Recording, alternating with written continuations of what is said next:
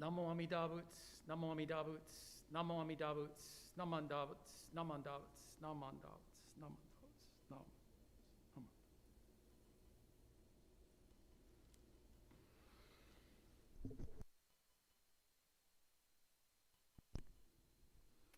Good evening, and kind of welcome back.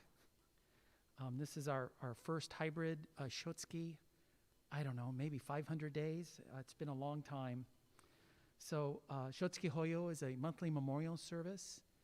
This month for September would be a memorial for all the families and friends who've lost loved ones in the month of September.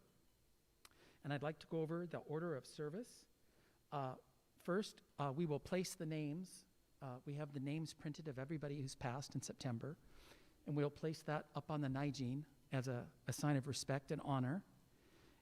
Then we'll chant Sambutsuge on page 33. There's no service books because of COVID. But while we're chanting, you may come up in Gasho and pay your respects. We're not lighting charcoal right now, and we're not doing oshoko with powdered incense. But I have incense sticks burning in the pot, so you're welcome to come forward and bow while we chant Sambutsuge. And during the Sambutsuge, we're going to do something a little bit different. Rather than scrolling the actual chant, we're going to scroll the names of those who've passed away in September. So there'll be like a teleprompter scroll of all the names that are contained in the folder. And then I will give a Dharma talk in English live. We'll also read a selected saying before and after my Dharma talk that's related to the subject. And then Reverend Dr. Wondra is training live right now. She's training new ministers to go to Japan to be ordained. So she sent in a video. So there will be a Japanese Dharma talk on a video that I'll be able to play for you. And then we will have announcements and we'll close the service. But before I place the names, I'd like to have maybe a moment of silence. It's the 20-year anniversary of 9/11 in 2001. So I'll sit. We'll take a moment of silence. Then we'll begin to follow the order of service. So thank you.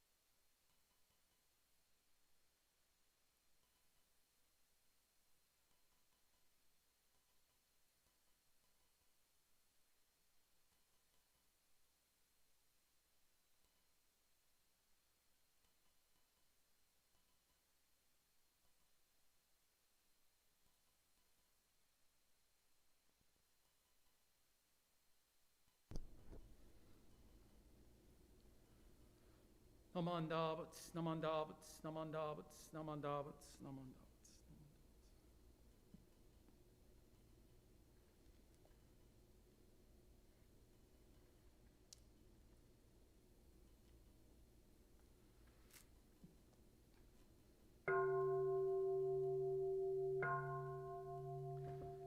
Kogen gege ejin mugoku nyoze emyo muyo tosha nichigatsu mani shuko en 質音平有脈十目如来予言調整無輪小学大音コルジポ開門精進三昧知恵非徳無量修正慶雨近代前年小仏法界愚人人の空語外体無明欲ぬ生存用無人の死死人徳無量空君古代知恵人妙光明異相神道大仙願が差分在所可動生じ未不下段不正上位解任精進如是三昧知恵以上五世特分不行志願一切空空一切大恩決しうぶ百千億万無量内所修行五者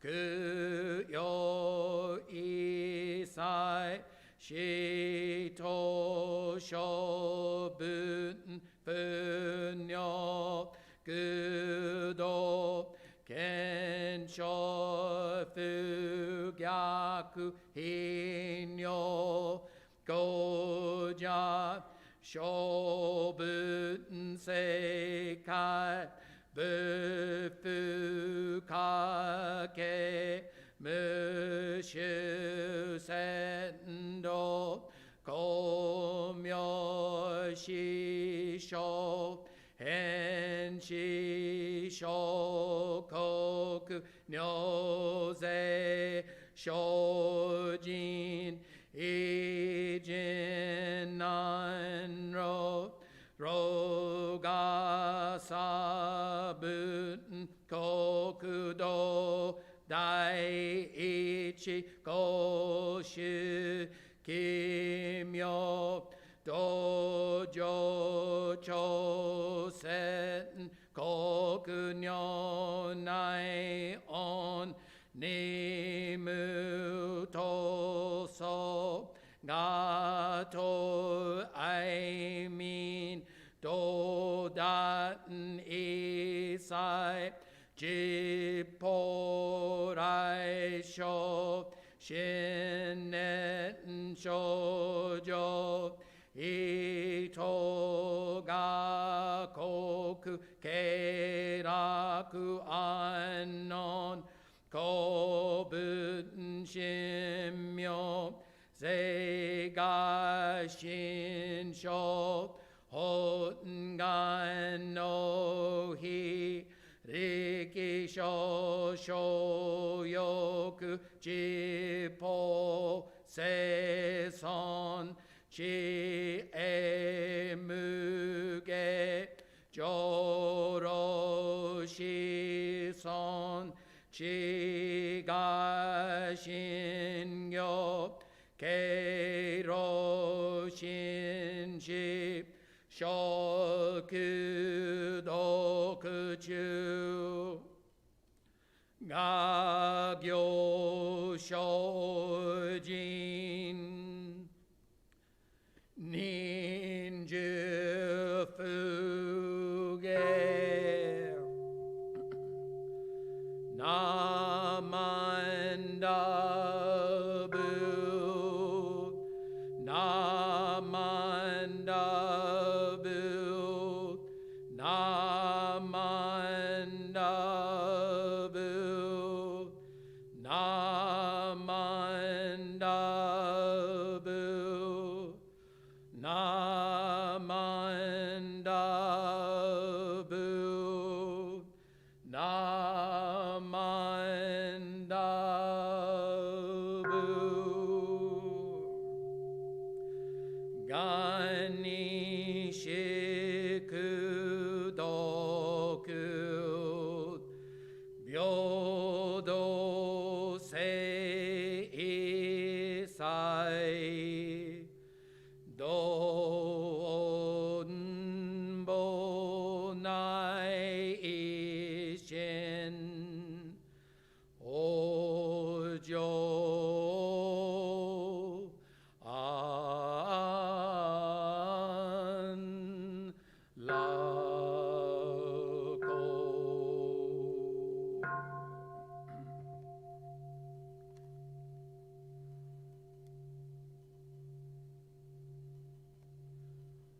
Namandavats, namandavats, namandavats, namandavats, namandavats, namandavats, namandavats, namandavats,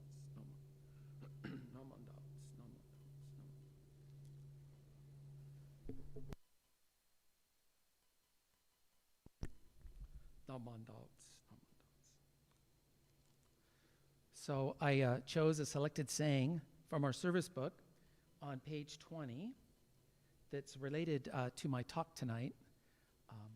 Renro Shonin wrote, "What is taught in the tradition of Shinran Shonin is that the entrusting heart is essential. For when we abandon various practices and take refuge in Amida with singleness of heart, our birth into Pure Land is settled by the Buddha through the inconceivable vow power. The state we thus attain is described as with awakening of a single thought of entrusting, we join those who are in the stage of the truly settled. Recitation of the Nembutsu thereafter should be understood to be the Nembutsu as an expression of gratitude for the Tathagata's benevolence for settling our birth in the Pure Land." So I selected this because it talks about abandoning various practices. I think what it means here is sometimes there's just too many practices and we jump around a lot and we never find a home for our practice. And it's important to practice with a singleness of heart. And the other thing about practice is to not focus on achieving a goal, but to immerse yourself in the process. So I think when they say to abandon practices, it's this idea that we're trying to achieve something, that it's a quid pro quo, and that we're calculating our return on investment. You know, like how many times should I do this, and what do I get? But this is a paradox. I would say you don't have to do anything in our tradition, but you have to do something. Just because you don't have to do anything doesn't mean you can get away with doing nothing. And this is a great quote by actually Rev Jon Turner. This is the one quote I'm proud of. So I try to live by this. It's a little bit confusing, but you know, you're not demanded to do anything difficult. There's no prerequisites in our tradition, but that doesn't mean we can get away with doing nothing. So I wanted to share this book. We read this book in book club at the BEC Book Club, and it was really popular. It's 52 chapters, and I realize now that that's for 52 weeks. And each chapter presents a practice. It talks about the problem, it talks about the solution, and then it gives concrete examples of things you can actually do. And I think you're supposed to, you know, this is one of those nightstand Buddhist books. You put it on your nightstand, and you only have to read one chapter a week. And you try it out. And you try it on. And you have to do it for more than a day. You got to do it for the whole week and see if it has an effect. And if it doesn't fit, or go to the next chapter. And if it does fit, maybe you mark it and you still go to the next chapter. But this book is not about doctrine. Most books in America are about doctrine and beliefs and things we should, rules we should live by. But this book is not doctrinal. It's just based on practice. Just what do you do? How do you live? What activities should you do during your day? And so I found this book to be kind of advanced. It's a Buddhist perspective, I think, on Buddhism. But sometimes in Buddhism, when we kind of talk about practices, people jump to conclusions. And as a minister, I kind of accept their premise, and I have to defend Buddhism all the time. But that's kind of a mistake I'm making. So I wanted to give you an example. This is Joseph Campbell on the right. He's a famous mythologist, folklorist. And this is Bill Moyers on the left from NPR, PBS. And they had a wonderful 6-part interview series together called The Power of Myth. And I think it's still considered the highest rated program on PBS. It even beats everything Ken Burns has ever done. And when I watched this documentary, it really helped me understand Buddhism. Joseph Campbell said, don't take things literally. Stop looking for facts and beliefs. Feel it. So they had a dialogue together, and Bill Moyers tried really hard to keep up with Joseph Campbell. Joseph Campbell's an advanced scholar. He's hard to follow. And the videos are available on DVD, and they were on Netflix for free, but it might have gotten pulled down. So in one of their 6-part interviews, they had a dialogue that went as follows, and I use this all the time now. Bill Moyers asked Joseph Campbell, but if one accepted interdependence, that things are impermanent and always moving and changing, isn't the ultimate conclusion to say, well, I won't try to reform any laws or fight any battles? Like if everything's interrelated and everything's impermanent, his conclusion is, well, then why wouldn't we just give up and stop trying? And Joseph Campbell says, I didn't say that. I didn't say that. Bill Moyers says, well, isn't that the logical conclusion one could draw through the philosophy of nihilism? And so I'm a math major, so I love this. So he presents the conclusion to Joseph Campbell's explanation of impermanence. And Joseph Campbell says, well, that's not the necessary thing to draw. There's many conclusions you could draw from the teaching of impermanence and interdependence. It doesn't have to be apathy. It doesn't have to be to resign yourself to the way things are.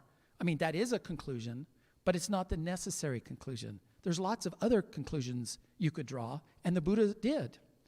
So he said, what you could do is you could say, I'm going to participate in this world. I'm going to be one of those causes and conditions. I'm going to do my best. And Bill Moyers says, I'll do the best I can on earth. So when we look at these practices, I'm going to explain the Buddha's conclusion and not lots of other conclusions you could make. So practicing gratitude does not necessarily imply guilt. You don't have to feel guilty. You could feel humble. You could feel appreciative. You could feel connected. But the necessary conclusion is not guilt. It doesn't necessarily follow. It also doesn't mean ignoring difficulties. You can be very grateful for the great things in your life, but that doesn't mean you're a Pollyanna and that you're oblivious to the world. Being humble doesn't mean to be humiliated. Actually, I think being humble makes you strong. Only a very strong person, a very self-confident person can be humble. It also doesn't mean you're inadequate. It just means that you see things and you appreciate what you've received. And oftentimes when you do that, you realize the bounty is greater than you deserve. And in that sense, you feel humble. Forgiveness does not mean tolerating mistreatment. you can forgive people, but you can still have lines that can't be crossed. So that doesn't follow necessarily. And acceptance of others doesn't mean approval or passivity. It's accepting things as they are.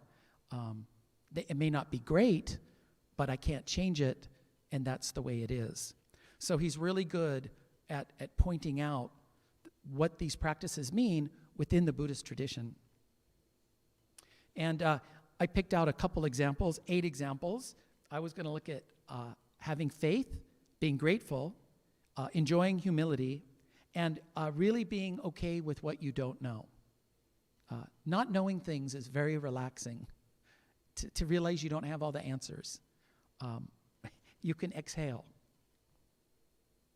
So he explains, in your experience of faith, there's probably a sense of trusting in something, which makes sense since the word comes from the Latin root to trust. Faith can also mean a religion, but my meaning here is more general. Faith feels good. To have confidence is to have faith. So one of my friends explained to me that faith in Buddhism is the same kind of faith I have that the sun's going to come up tomorrow. It's not based on belief. It's not based on like believing in something that I don't have absolute proof in. It's an experiential knowing. All my doubt has been removed because every day I've seen the sun come up. And so my faith is rock solid. That's the meaning of faith in the Buddhist tradition. So he gives a practice. One of the things you could do is you could make a list. Writing is very therapeutic. It makes it concrete. And if you know at the end of the day you have to write something, you kind of think about it all day. So he suggests write down on a piece of paper the things you have faith in, both in the world and in yourself. So right now there's a lot of things I don't have faith in, but there are a lot of things I do. And sometimes I forget that. Second, you could make another list of the things you could reasonably have faith in. And third, consider some of the good qualities and aspirations in your innermost heart. Give yourself over to them for a moment or longer. What's that like? So you could have confidence in yourself as well. Then he talks about gratitude. It does not mean ignoring difficulties, losses, or injustice. It just means also paying attention to the offerings that have come your way, especially the little ones of everyday life. When you do this, you're resting your mind increasingly on good things that are moving towards you, on being supported, on feelings of fullness, on the sense of having an open heart that moves toward an open hand. So what we tend to focus on in life is our obstacles, and we don't really focus on the benefits that are coming towards us. You could argue that we focus on our headwinds and we ignore our tailwinds. So he says, next, look around and notice gratitude, both here and now, and in the past, and maybe even in the future. The gifts of the physical world, the gifts of nature, the gifts of life, and the gifts of nurturance. So, how have you been nurtured in your life to become who you are? Your parents, your teachers, your culture, where you were born, when you were born. These are all very important things that we could have gratitude in. My son once told me, he went back to New Jersey to go to grad school, and he said to me, do you know how different my life would have been if I was born in New Jersey, like in the 1940s, instead of Huntington Beach in the 1990s? And I'm like, yes, that's exactly right. That's exactly right. So then he talks about humility. The root of the word humble comes from the Latin for ground. With humility, you abide like the earth itself, solid, unpretentious, creating value without fanfare. Humility is not humiliation. In fact, relaxed humility builds your confidence. You know your intentions are honorable, and you expect that others will probably be supportive. So I think in Buddhism, it's really important we define terms. Like when we say faith, we have to explain what we mean by that word. I tend to never use that word because it has a lot of Christian connotations. So I try to never use any Christian terms. But if we're going to, we have to make sure we define it clearly to our audience. So for humility, it's important to take a panoramic, big picture view of situations and your part in them, sensing your breath as a unified whole, with all the sensations of it appearing in awareness as a single gestalt, rather than attention skipping from sensation to sensation as it typically does. Explore humility on a global scale. So I think we tend to focus on the nits instead of seeing the big picture, taking a step back.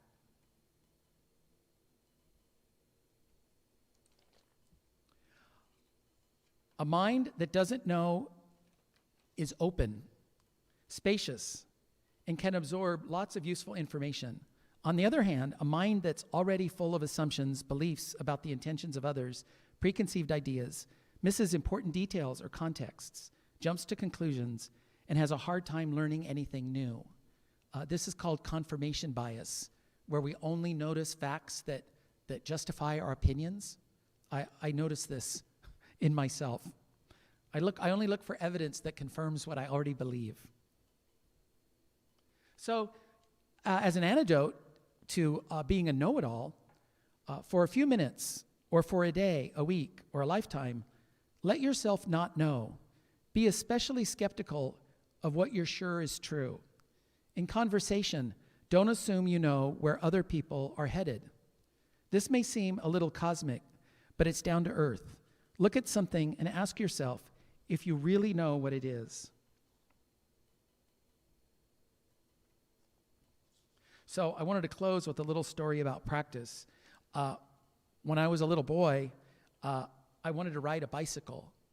And all I wanted to do was be able to ride a bike.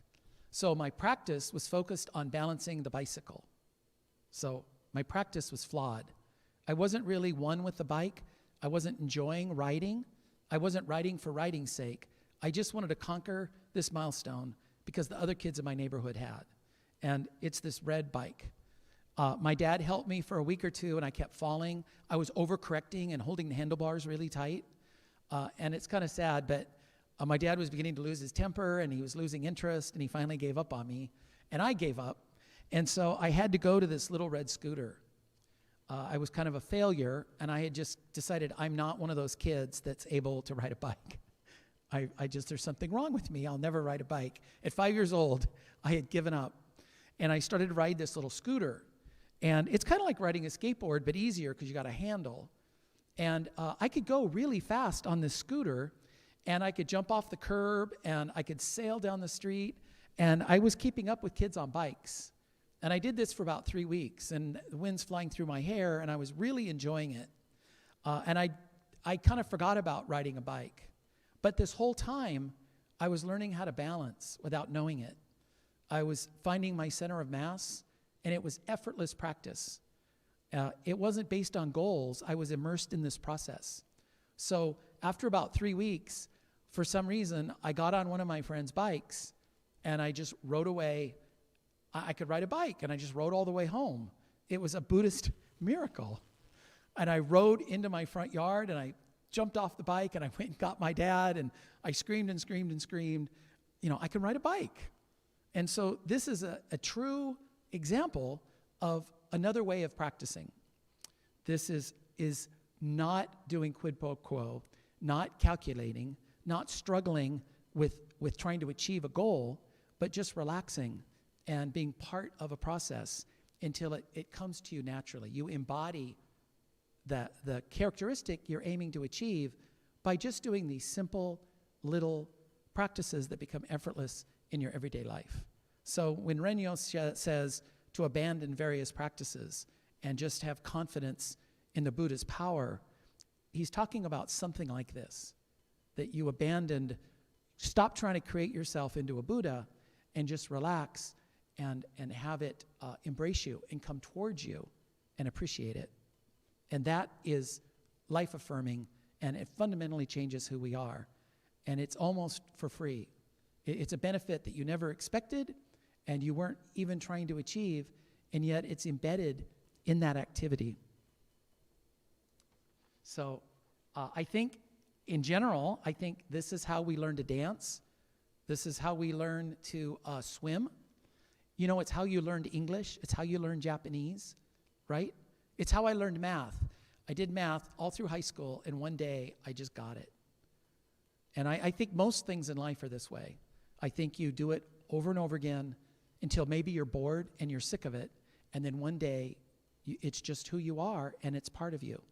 And I think that the very same mechanisms in everyday life work for religion too.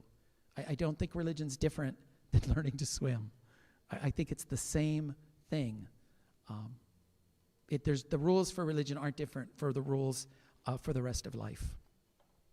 So if you could join me in Gasho, and remember, you don't have to do anything, but you still have to do something. What is taught in the tradition of Shinran Shonin is that the entrusting heart is essential. For when we abandon various practices and take refuge in Amida with singleness of heart, our birth in the Pure Land is settled by the Buddha through the inconceivable vow power. The state we thus attain is described as with awakening of a single thought of entrusting. We join those who are in the stage of the truly settled. Recitation of the Nembutsu thereafter should be understood to be the Nembutsu as an expression of gratitude for the Buddha's benevolence for settling our birth in the Pure Land. Namo Amida Butsu, Namo Amida Butsu, Namo Amida Butsu, Namo. All right, thank you very much for patiently listening to me. You can buy this book on Amazon. It's paperback. It's only like $10. So next, we're going to have a Dharma talk in Japanese for Shotsuki Hoyo by Reverend Dr. Mutsumi Wondra, because today she's training ministers to go to Japan for ordination in 2022. 合唱いたしまして、法話を始めさせていただきたく思います。ナモアミダ仏、ナモアミダ仏、ナマンダ仏、ナマンダ仏、ナマンダ仏。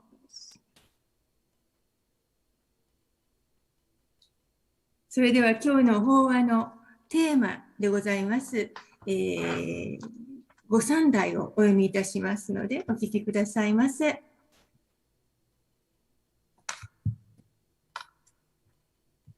生じの深いほとりなし、久しく沈める我らをば、みざぐぜいの船の溝、乗せて必ず私けると。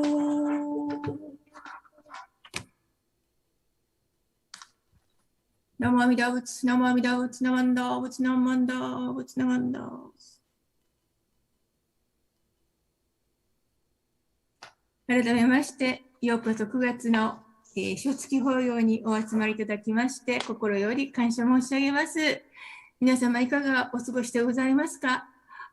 いろいろとまたデルタ株が蔓延しておりまして、日常生活もですね、残念ながらマスク生活に戻っております。でも、どうかですね、お一人一人、ご健康で、そして、感染がないようにですね、心から願っております。このところですね、お寺におりますと、いろんなお電話がかかってまいりますんですけれども、特に、8月からですね、ご往生された方々のご家族からのお電話が多ございました。本当に、心痛むことばかりでございます。お一人はご家庭でですね、ちょうど1ヶ月前に、その方のお嬢様のご主人様が、と言いますとまだ30代後半でございますけれども、急にご往生されて、で、その1ヶ月後にですね、おばあちゃまがご往生されたというご家庭もございます。そして、60歳を過ぎて、ちょうど1週間前にお誕生日会をみんなでお祝いした。その方がですね、思ってもいない時にですね、あっという間に、この世から、ご往生されたという方もございます。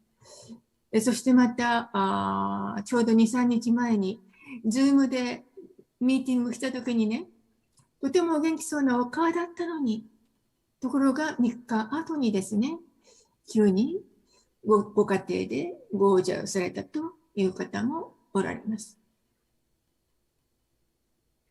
まあ、そう思いますとですね、私たちの毎日というのはね、普通に朝起きて当たり前のように朝食をいただいて、お買い物に行ったり仕事に行ったり、一日を終わっておりますけれども、実はこの生きるということと往生するということ、すなわちこの世からいなくなる死ですね。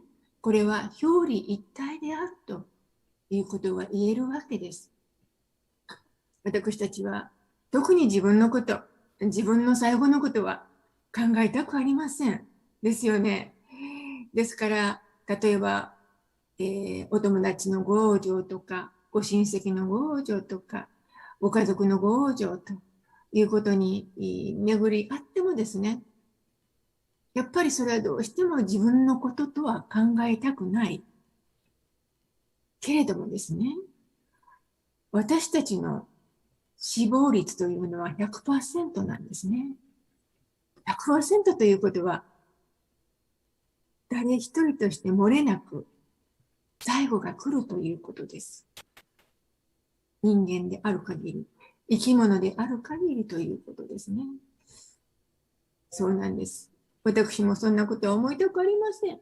でも、生まれてきた以上は、必ず最後があるということです。ね。私事になりますけれども、ちょうど2年ぐらい前に、フリーウェイで後ろから、当たられましてですね、主人と私は車に乗っておりましたんですけれども、大事故になりました。で、一つ違ったらおそらくあの時にですね、命がなかったと思うぐらいの大きな事故に遭いました。それが2年前です。で、主人も長く入院いたしまして、まだ今でもですね、元の体には戻っておりませんですけれどもね、でもあの事故、あの車がもう大破したんですよ。それを思いますとね、私たち2人がまだこうやってどうにか生きているっていうことは本当に不思議なことです。そしてまた去年11月は私がちょっと大きな病気をいたしまして、手術をいたしました。その時もですね、一つ違えば私はこの世のからいなくなっても当たり前だったわけです。ということでね、今申しましたようにですね、私たちの毎日、ね、当たり前のように毎日、昨日生きたように今日も生きて、今日も生きたように明日もあると思っているのは間違えたということですね。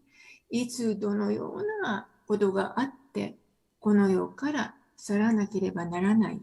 それはもう当たり前の事実であるということです。しかし、私たちは自分勝手に物事を考えて、いや、そんなことはない。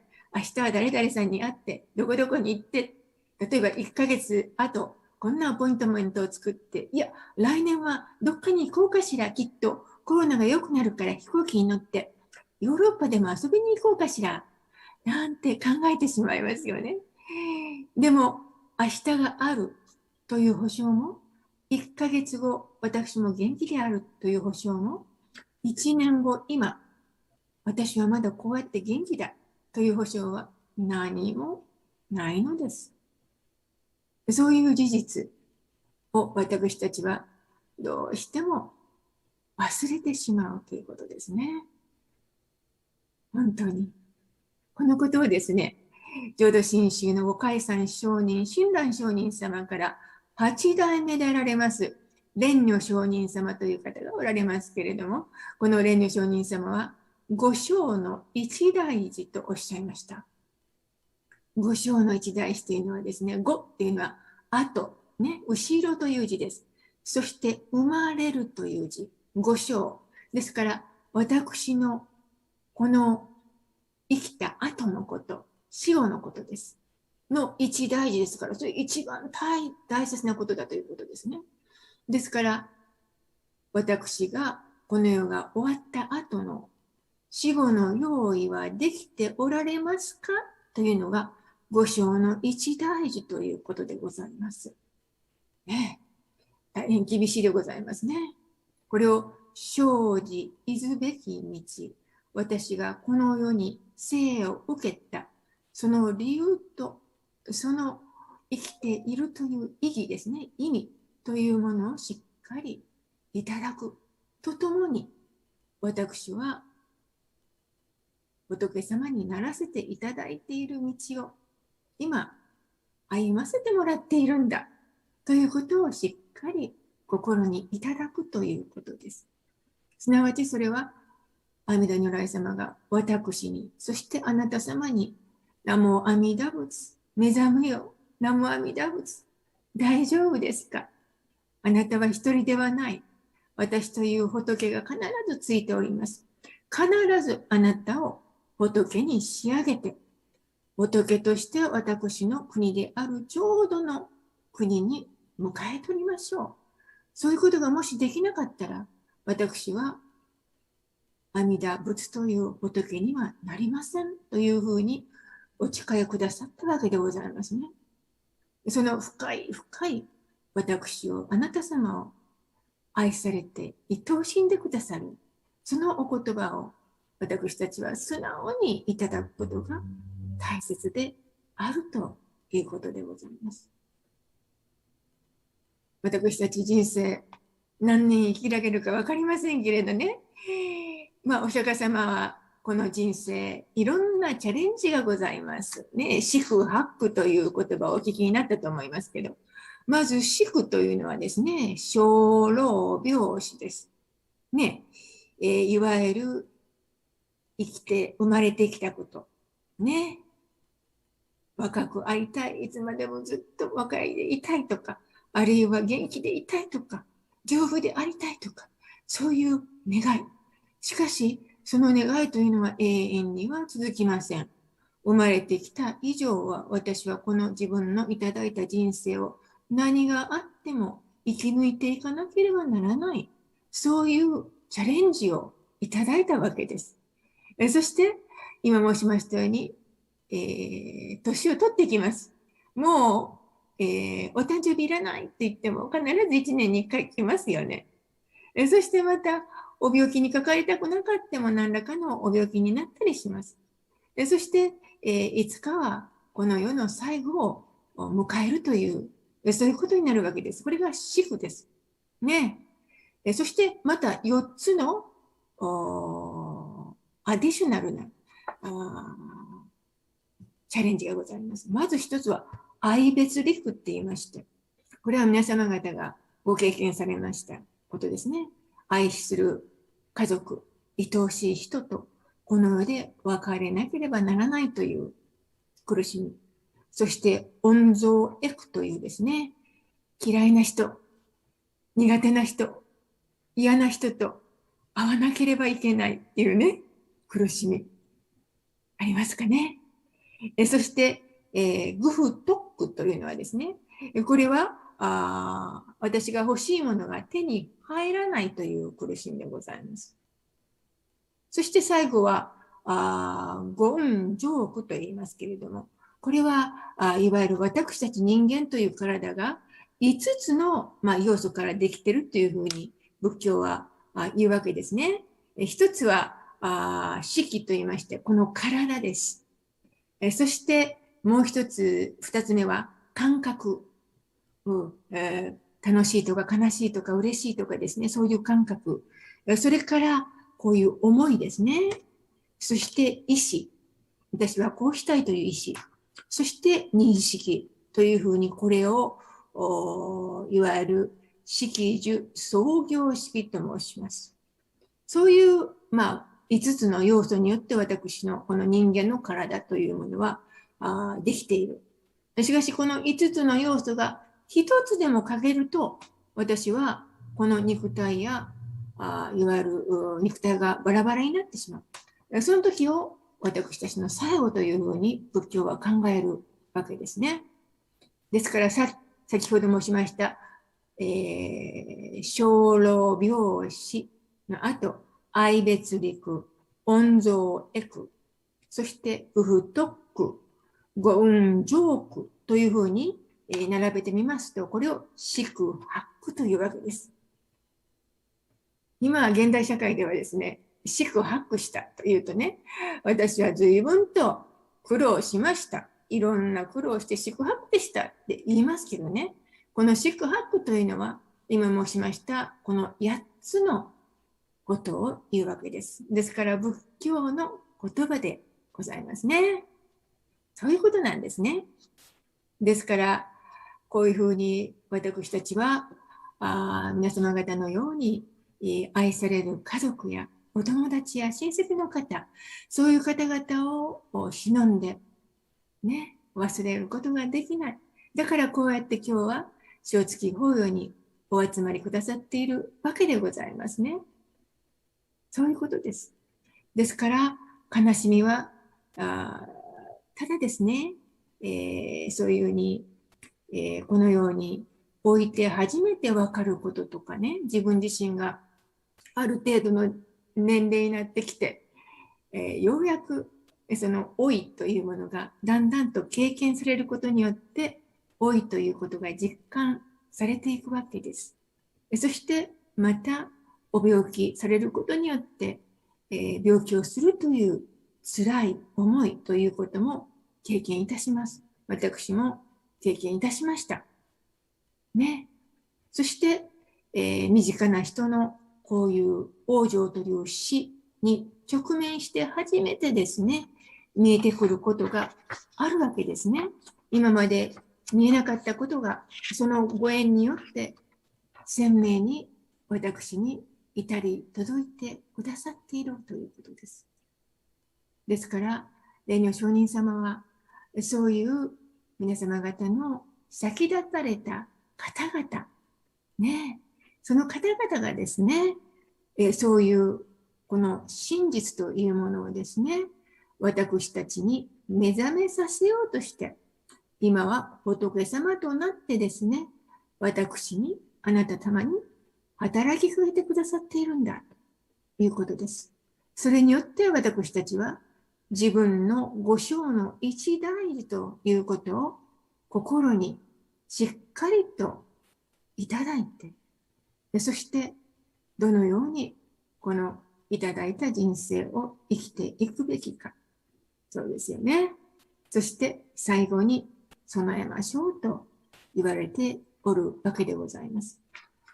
で、先ほど一番初めにご三代としてお読みいたしました。生じの深いほとりなし、久しく沈める我ら子ば、皆無勢の船の水を乗せて必ず渡しけると。これは親鸞上人様のご和算、特に高僧和算という、一番初めの四高僧の一番初めの龍樹菩薩様をおたたえになったところにお書きになってございます。この生じの苦海というのは、これは生じの苦海というのはこの世のことですね。この世のね、いろいろな、苦しみ、いわゆる自分が思うようにならないいろんなことです。そのいろんなことは数知れないことでございます。そういうものに私たちは毎日毎日だんだんといわゆる沈められていく。ですからこの世は決して楽しいところでありそうだけれどもそうじゃないんだと。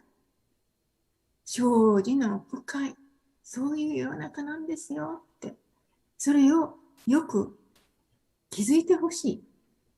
ね。しかし、そんな、なんて言いますか、気がこう落ちる、ね、残念なことばかりでございます。そういう世の中に生きているこの人間であるからこそ、この阿弥陀如来様という仏様は、このお念仏という船に私たちを一人残らず乗せてくださっているわけです。ね、皆さん、南無阿弥陀仏とお唱えなさいますでしょ。それはね、仏様からの船なんです。仏様がね、皆様に、はい、この船に乗りなさい。何万打仏の船に乗りましょう。この船に乗ったら沈没することはない。ただ素直に私が乗れと言っているんだから乗りなさいっていうことなんですね。ですからここでは皆さん素直にお念仏の船に乗ってください。そうすることによってね、私たちは心が静まります。そして阿弥陀様が私たちを一人残らず仏に仕上げてくださっている。そして一人残らずお浄土の世界に生まれさせてくださるわけです。それも仏として生まれさせてくださるんですよ。そして私たちが愛する人とまた再会できる。それが浄土の国であるということです。ですから、先立たれた方とは永遠のさよならではないわけです。みんな仏として今度は阿弥陀様のお手伝いをする。それが浄土真宗のお示しでございます。ね。何万打仏をいただいたからには、そのご恩に合うように、私は仏となって、今度は皆様方、今度私が仏になったら、この世に戻ってきて、決してお化けではありません。何万打仏になって戻ってきて、そして私のご縁のある方々、またご縁のない人もですね、一緒に、さあ一緒に、阿弥陀様がご用意されてくださった南無阿弥陀仏の船に乗りましょうというふうに私は申し上げるわけですね。そうなんです。ですから私がこうして今生きている最後を迎えるまで仏とならしていただく、そういう道を歩ませていただく。これがお念仏の毎日です。そして最後の時が来たら、その最後の一瞬でもって私は仏様にならせてもらう。びっくりですね。ありがたいですね。そしてその後は、阿弥陀様のお手伝いのために、また皆様に仏様のご用意された南無阿弥陀仏の船に乗りましょうというふうに皆様をお導きするのが私の役目となります。そして皆様の役目となります。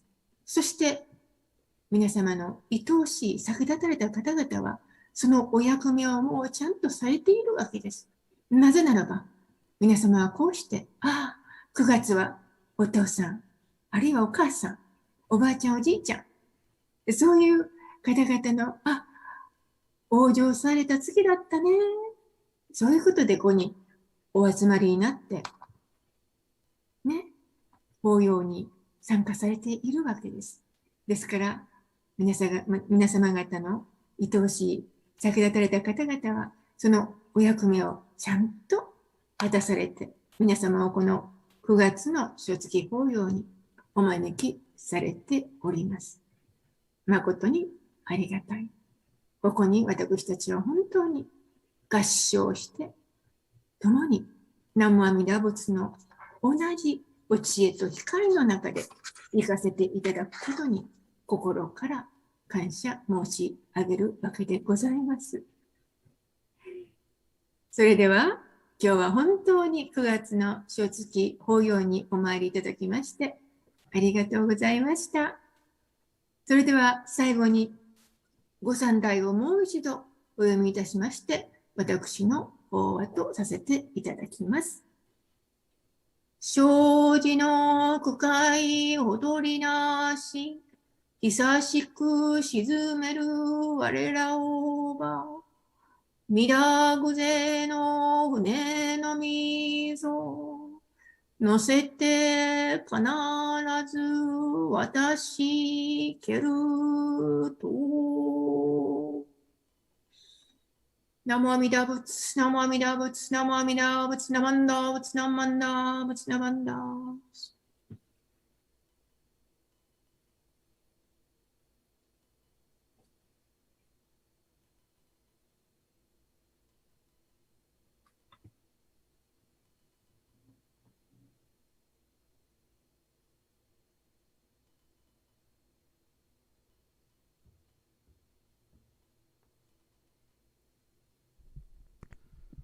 Thank you, Reverend Dr.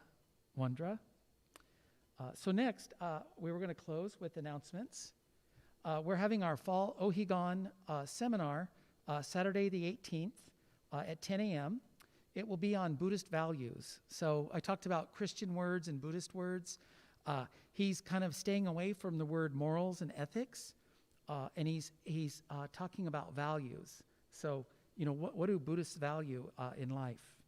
And you can register. This will be a live Zoom seminar, and you can register with this email, ocbc.seminar.info@gmail.com, and the information is on our website, ocbuddhist.org.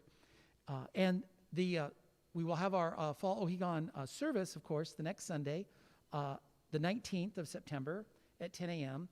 But since Sensei is at the Oakland Buddhist Temple, we are going to do that. It won't be a hybrid. It will be a pre-recorded service. And so that means that you can watch it on YouTube. It'll premiere at 10 a.m. That Sunday morning, the 19th.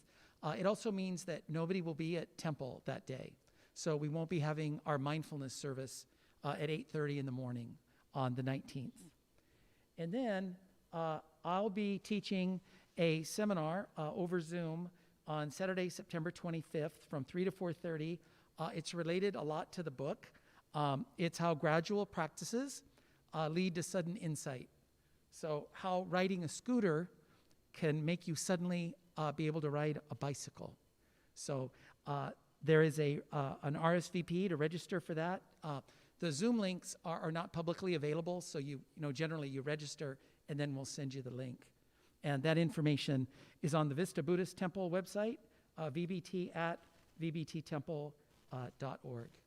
So this concludes our September Shotsuki Hoyo Memorial Service. I will sit and we'll close with Gasho. Thank you for coming.